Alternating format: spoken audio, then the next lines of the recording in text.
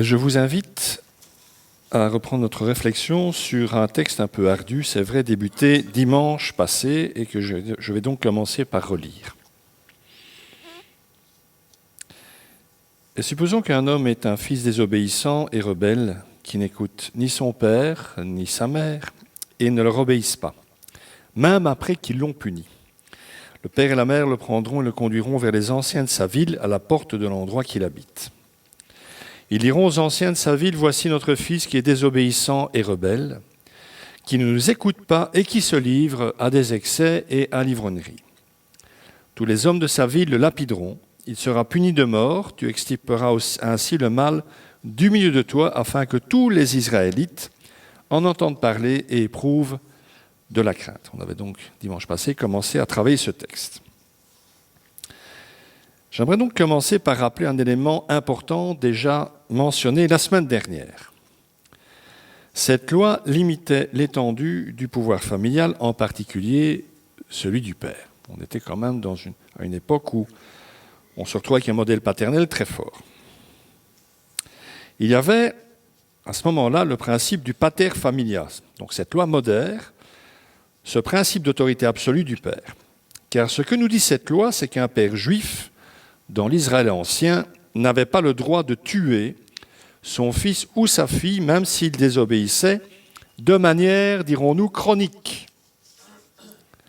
Alors ça peut sembler évident à nous, hommes et femmes du XXIe siècle, mais encore une fois, dans l'Antiquité, on pouvait en gros faire de ses enfants ce que l'on voulait sans que personne, ni la loi, ni la morale, n'y trouve rien à redire. Ce n'était pas le cas pour Israël. La loi de Moïse reconnaissait donc explicitement la validité de l'intervention des autorités civiles dans les affaires familiales et privées, lorsque la gravité des faits constituait une menace pour la communauté. De nos jours, vous le savez sans doute comme moi, on entend parfois dans la bouche de certains parents « ce sont nos affaires, ça ne vous regarde pas ». C'est tout à fait vrai, à condition que ces affaires ne portent pas préjudice aux autres. Et quand un enfant devient difficile et fait vivre un enfer à ses parents, il est peut-être temps de faire appel à une aide extérieure. C'est aussi ce que nous dit ce texte. Pour le dire autrement, tous les enfants ou tous les ados ou pré-ados qui passaient devant les responsables de la ville ne finissaient pas lapidés. Le texte ne le dit pas, mais c'est implicite. Certains étaient resserrés d'une autre manière en dehors du cadre familial. Il est d'ailleurs intéressant de noter que bon nombre d'enfants difficiles le sont justement parce qu'on ne leur fixe pas de limites. Et que c'est parfois ce qu'ils recherchent en poussant de plus en plus le bouchon de plus en plus loin. Ce qui me frappe aussi, c'est que dans le cadre de la loi, c'était aux parents à prendre l'initiative de la démarche. Les anciens de la ville n'allaient pas venir frapper à la porte d'une famille de l'époque en disant « Est-ce que tout se passe bien avec votre petit fiston ?» Absolument pas. C'était aux parents à prendre conscience de leur échec, de la difficulté qu'ils avaient à gérer le rejeton et aller voir les autorités de la ville compétentes. Ce qui est interpellant de nos jours, je vais essayer de faire un constat, de partir du texte et essayer de ramener ça un peu à notre niveau d'aujourd'hui. Ce qui est intéressant et interpellant de nos jours, c'est que certains parents ne reconnaissent justement quasi jamais les manquements de leurs enfants dans leur rapport aux autres, que ce soit vis-à-vis d'eux-mêmes ou à l'école par exemple, au niveau du respect dû aux autres, notamment envers leurs camarades de cours ou leurs enseignants. Inutile, je pense, de rappeler les drames causés par le harcèlement à l'école et sur les réseaux sociaux. Quasi toutes les semaines, il y a un jeune qui se suicide à cause de ça. Quand on rapporte le suicide d'un jeune suite au harcèlement subi, on a parfois l'impression que les réseaux sociaux sont responsables de la chose. Vraiment. Alors qu'à ma connaissance, c'est bien leur utilisation par des jeunes irresponsables qui en est la cause. Et si les jeunes sont irresponsables, en ce qui me concerne, j'estime que les parents sont irresponsables. Il y a très peu d'enfants ou de parents sanctionnés à la suite de ce genre de tragédie. Ça aussi, cela me semble interpellant. Il y a tout de même mort d'un enfant au bout de la ligne. Et quand des enfants ou des jeunes, pour des raisons bien moins graves que celles-là, sont sanctionnés, lorsqu'ils enfreignent les règles, leurs parents continuent encore souvent, envers et contre tout, à défendre leur progéniture. Mes amis, cette négation de la réalité n'aide personne, ni les parents, ni l'enfant, ni la société. Cette loi du Deutéronome offrait également une garantie supplémentaire au fils en question, malgré son attitude délinquante, en exigeant des parents qu'ils l'accusent, vous l'aurez sans doute remarqué, tous les deux. Le père et la mère devaient faire la démarche ensemble. Ça aussi, ce n'est pas anecdotique. Elle protégeait donc cette loi ainsi le fils d'un père, par exemple, ça pouvait exister, exigeant ou tyrannique à l'extrême, ou d'une mère abusive. Ce sont son père et sa mère qui devaient ensemble porter l'accusation. On n'en sort plus. Alors, vous l'aurez sans doute compris, puisque la mort était envisagée au bout du parcours, le problème décrit ici est sérieux. Et c'est ça qui est interpellant par rapport à aujourd'hui. C'est qu'aujourd'hui, ces problèmes sont récidivants et tout le monde s'en fout. Nous ne sommes pas ici en présence, vous l'avez compris, d'un enfant turbulent et difficile, qui casse de la vaisselle, mais bien d'un jeune adulte complètement incontrôlable. Je n'ai pas pu m'empêcher de penser à cette maman obligée de tuer son fils toxicomane parce qu'elle n'en pouvait plus de sa violence. Elle a vécu l'enfer sans jamais avoir trouvé personne, aucun organe officiel vers qui se tourner. Et en enfer, il y est resté, car on ne se pardonne jamais forcément d'avoir tué son enfant. On n'en sort jamais de ça. Voilà. Alors notre texte de loi nomme plusieurs délits. L'indocilité, la rébellion, la désobéissance constante, l'ivrognerie et la délinquance sociale. Ça fait quand même beaucoup. Il est aussi à noter que les mots indociles et rebelles sont souvent utilisés dans d'autres textes pour parler de la désobéissance d'Israël à l'égard de son Dieu. Les Juifs devaient donc également comprendre, en lisant ce texte du Deutéronome, ce que eux-mêmes méritaient, ce que plutôt méritait leur comportement de fils devant Dieu. C'est une petite piqûre de rappel en passant. On comprend assez vite ce que ce genre de comportement irresponsable décrit par ce texte impliquait, par exemple, si c'était l'aîné de la famille qui s'en rendait coupable. Il en résultait la débauche, on l'a dit, la dilapidation des biens familiaux. Une fois qu'il était devenu chef de famille, il avait accès à tous les biens, avec pour conséquence, forcément, la dislocation littérale de la famille et la ruine économique du clan dont ce jeune était issu. Il mettait donc en danger l'avenir même de sa famille. Alors, s'il se comportait de cette manière durant sa minorité, imaginez une fois sa majorité atteinte et ses droits reconnus. La communauté fondée sur la loi de Dieu avait à cœur le bien-être de la communauté au sens large. Personne ne pouvait prétendre être une île, d'où la nécessité de faire de ce problème un enjeu communautaire et de le régler au-delà des limites d'une simple affaire privée. Il n'y avait vraiment pas question de dire « ce sont nos affaires, ça ne vous regarde pas ». La peine de mort requise dans certains cas par notre texte de la loi témoignait d'ailleurs de l'extrême gravité du problème pour Israël. Je rappelle, car cette attitude enfreignait la loi de Dieu.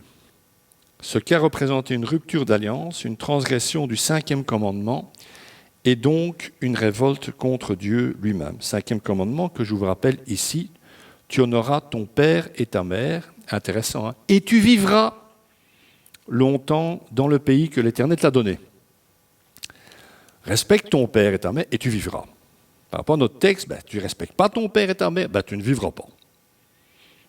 Pour faire simple. Ce genre de cas risquait en outre de susciter le jugement de Dieu sur toute la communauté de l'Alliance et devait donc en être extirpé. Cette fameuse notion de extirper le mal. Alors passons aux exercices pratiques. Quand est-ce que pour la dernière fois vous avez lapidé un de vos enfants? Non, plus sérieusement, qu'est-ce que je dois faire aujourd'hui avec ça en tant que chrétien? Parce que c'est toujours la question qu'il faut se poser quand on lit des textes, comme la parole de Dieu. Sauf à dire, bon, on arrache les pages qui ne nous arrangent pas et on ne réfléchit pas, ok, mais je ne pense pas que ce soit le chemin à suivre. Qu'est-ce que je fais avec ça? Les enjeux familiaux et sociétaux sont-ils les mêmes? Alors commençons par dire que cette loi ne peut bien entendu pas être appliquée de cette manière dans un État séculier, laïque. L'Israël ancien, je le rappelle, était une théocratie, autrement dit, c'est Dieu qui en était le roi. Il n'en demeure pas moins vrai qu'une chose demeure, cette loi nous rappelle la gravité de ce genre de choses et donne à penser qu'il est légitime pour la loi belge aussi de répondre aux problèmes de la délinquance juvénile grave, comportement social persistant, destructeur et gaspilleur, par une certaine sévérité. Ces jeunes délinquants doivent être cadrés. Et pas en leur donnant des bonbons, il faut les cadrer. Je ne sais pas si vous avez remarqué, mais il y a quand même une recrudescence d'actes inciviques ou violents, dont les actualités nous rendent compte presque tous les jours. Je prendrai un exemple récent, malheureusement encore trop récent. Les pompiers, appelés sur des interventions, et ils se font caillasser par des jeunes. Des jeunes leur jettent des cailloux, alors qu'ils sont là pour sauver des vies et éteindre des incendies. Il y a encore 40-50 ans, aucun jeune de ma génération n'aurait pensé à jeter des cailloux sur un camion de pompiers. Si, non. Il s'est passé quoi? On les a perdus où? Très récemment encore, des jeunes, semaine passée ça, ont brûlé vif un autre jeune, brûlé vif. Et l'avocat du gamin en question précise que les auteurs n'exprimaient aucun remords, sans blague. Hier, vous avez entendu, un autre qui s'est fait scalper, un jeune déficient mental qui s'est fait scalper par 3 autres. On l'a scalpé. Franchement. Mais tout va bien. Hein?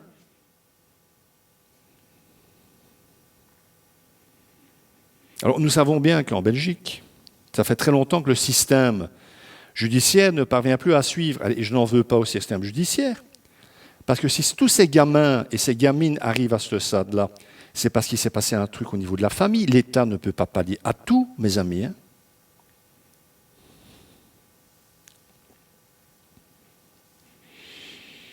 Aujourd'hui, quand on manque de discipline familiale, on envoie tous ces enfants ou tous ces jeunes vers des éducateurs, des professeurs, etc., des spécialistes.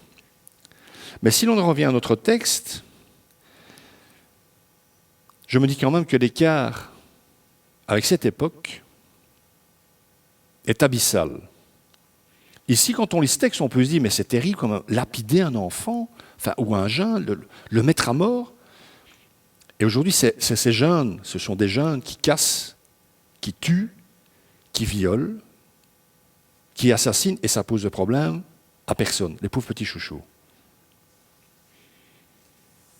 À force, en permanence, de chercher circonstances atténuantes ou coupables, on oublie qu'il y a une victime, en fait.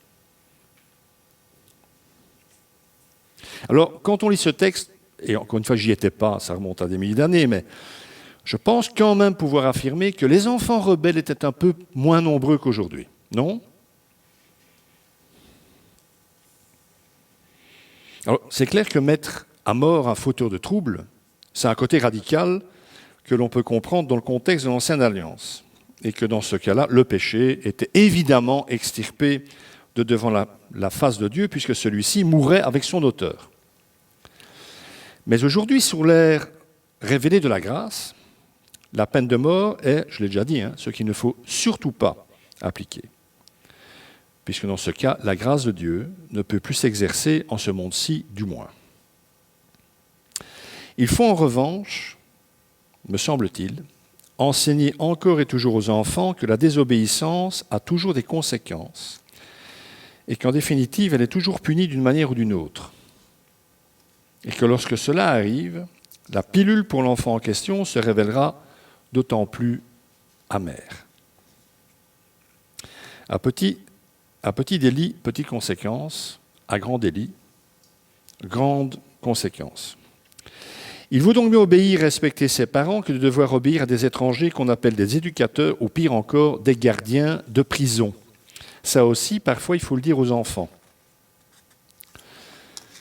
Je crois qu'il y a une 25-30 ans, quand c'était encore Tony Blair qui était Premier ministre en Grande-Bretagne, il avait remarqué une recrudescence de la violence chez les jeunes. Il avait, en cas de premier délit d'un jeune, vers 12-13 ans, il avait mis au point quelque chose, on peut discuter, on n'est pas obligé d'être d'accord. Hein. Il convoquait les parents et il faisait, avec le jeune, il faisait visiter la prison du coin avec les parents et le jeune. Et on disait aux jeunes, si tu continues, c'est ici que tu vas finir. Et il disait aux parents, s'il arrive ici, c'est sur vous qu'on va se retourner.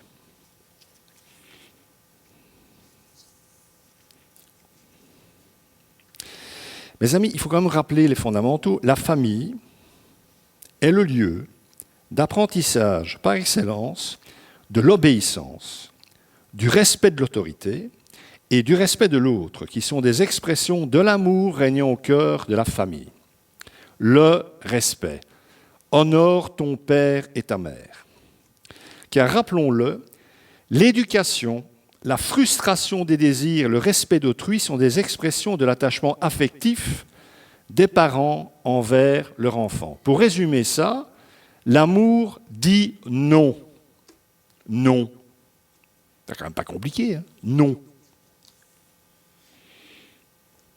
Parce que si un enfant ne respecte pas ses parents, dites-moi qui il va respecter d'autres.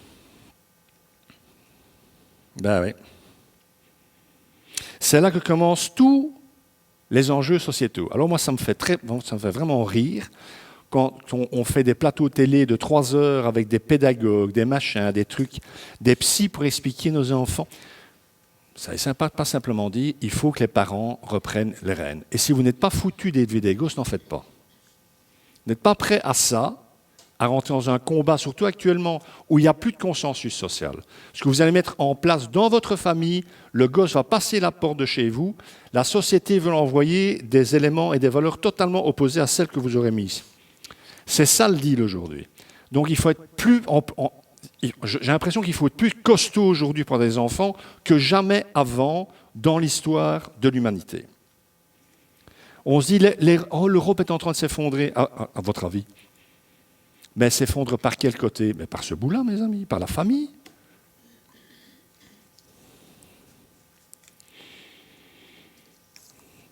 Si l'enfant ne respecte pas ses parents, ceux qui l'aiment, ceux qui prennent soin de lui, ça entraînera forcément des conséquences.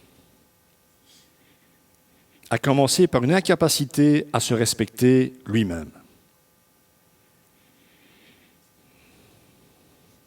Nous sommes assaillis tous les jours par les résultats du laxisme éducatif ambiant et son corollaire, la destruction progressive de toute référence morale et tout respect d'autrui. Alors il reste la bonne nouvelle, parce qu'il y en a une, c'est que la grâce de Dieu transcende l'histoire de l'homme et de chaque homme en particulier potentiellement.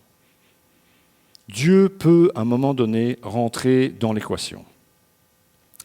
Et lorsque cela arrive, les événements de la vie d'un homme deviennent instruments de salut. C'est le chemin qu'ont suivi certains après avoir fini en prison pour différents délits. Ce n'est pas majoritaire, mais ça existe aussi. C'est l'un des nombreux enseignements, ce n'est pas le principal, mais ça en fait partie pour moi, que nous propose la parabole du fils prodigue. Je n'ai pas besoin, je pense, de réexpliquer la parabole. Enfin, en gros, il y a un père qui a 2 fils, le fils qui a dit à son père, file-moi mon pognon, ce que tu me dois, quoi, mon héritage, parce que j'ai envie de vivre un peu. Il s'en va, il dilapide son pognon, il se rend compte qu'il n'a plus rien, qu'il était mieux chez son père, il revient chez son père, intervient le fils aîné qui râle parce que son frère cadet a été accueilli par son père, il ne comprend pas pourquoi. Voilà le tableau. Mais à l'analyse, si on met cette parabole du Fils prodigue, enseignée par notre Seigneur, et ce texte du Deutéronome, je sens que les liens sont effectifs. Il existe des parcours de vie qui mènent au salut, même s'ils sont chaotiques et destructeurs. Ce n'est pas pour ça qu'il faut les excuser. Ça veut dire que quelqu'un qui prend ce chemin-là, et aujourd'hui il y en a de plus en plus, c'est pas pour ça que c'est foutu. Surtout si Dieu entre, encore une fois, dans l'équation. Il y a des demi-tours improbables qui se transforment parfois en chemin de vie. Parce que, rappelons-le, la loi du cœur de Dieu, c'est que là où le péché abonde, la grâce surabonde. Romains 5, 20. Alors si je reviens à ma parabole, le père de cette parabole enseignée par Jésus aurait pu amener son fils cadet aux autorités de la ville afin de leur demander de le juger.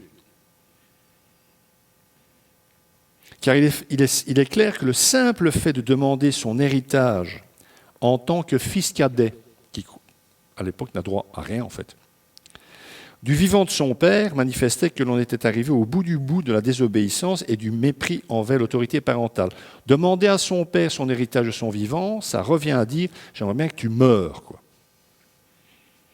Pour moi, tu es déjà mort. Donne-moi mon argent. »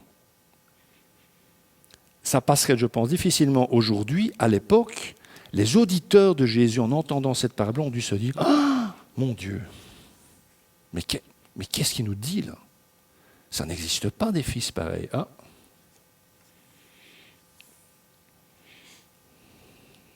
Il n'y a aucun amour filial dans le chef du petit dernier de la parabole. Pas plus que dans le chef du fils aîné. On ne sent pas vraiment d'amour. Hein. Le père a 2 fils, mais aucun des 2 n'aime son père.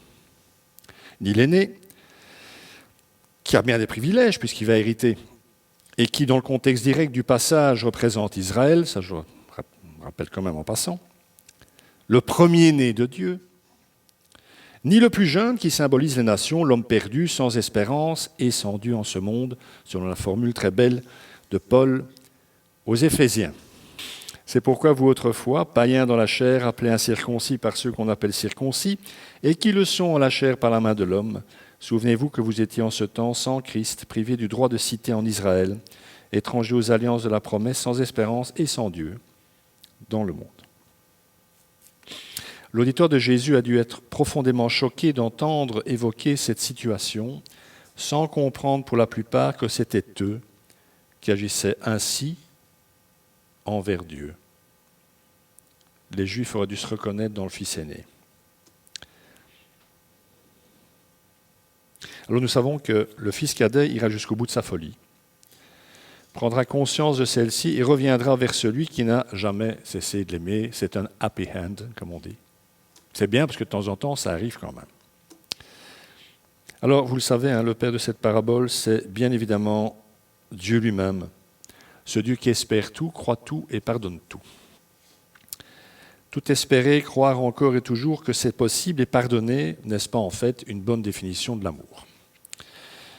Ça donne aussi une très belle image de ce que doit être un père selon le cœur de Dieu, car comme pour tout le reste, notre source est en lui. C'est en tout cas la seule manière de faire cohabiter la nécessité pour une société de se protéger contre certains agissements et la grâce que Dieu peut insuffler dans la vie de ceux et celles punis justement pour leurs crimes.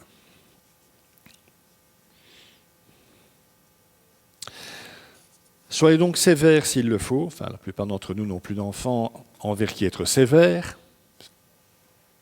Ah ben si, j'oublie quelqu'un. Mais c'est ça qui est terrible aussi. Ainsi, arrivé à l'âge adulte, vous êtes encore obligé d'être sévère avec votre fils ou votre fille, il y a un méchant problème. Parce que je tiens quand même vous rassurer tout le monde. L'éducation, normalement, ça a atteint une limite. On ne va pas commencer à les punir quand ils ont 45 ans, quoi. Vous comprenez? Il y a une prescription aussi à l'éducation. Hein. Je pense que ce texte nous appelle vraiment à prendre conscience que la désobéissance, quand elle s'institue en principe, est quelque chose de grave. D'abord pour celui qui la commet, cette désobéissance. Pour la famille ensuite, la société et plus encore, donc pour cet enfant qui va être un homme un jour. ou une femme. Je prends un dernier texte avec vous, Matthieu 19. Jésus dit, laissez les petits enfants, ne les empêchez pas de venir à moi, car le royaume des cieux est pour ceux qui le ressemblent. Et il posait les mains sur eux et partit de là.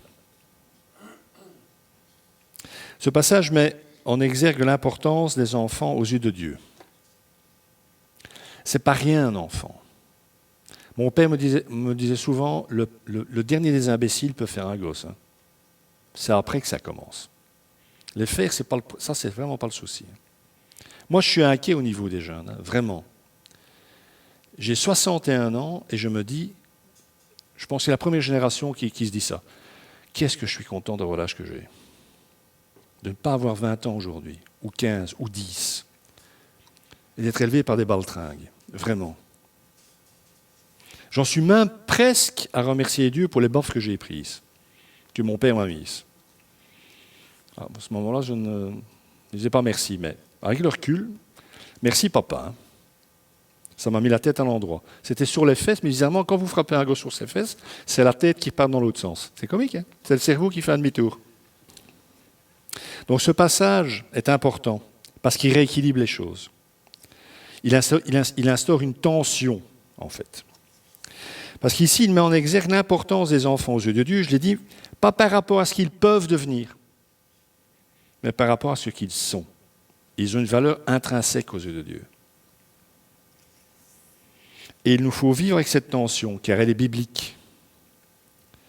Élever, éduquer pour faire de l'enfant un adulte responsable, ça c'est l'objectif.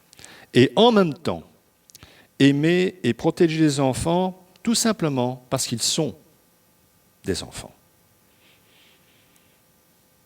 On n'a pas besoin d'une autre motivation que celle-là pour les protéger. Ce sont des enfants. L'équilibre se situant peut-être en cette conclusion que je vous donne, c'est en éduquant vraiment les enfants qu'on les protège le mieux. Si. Et qu'on protège aussi la société. Que le Seigneur bénisse sa parole et qu'il nous bénisse. Amen.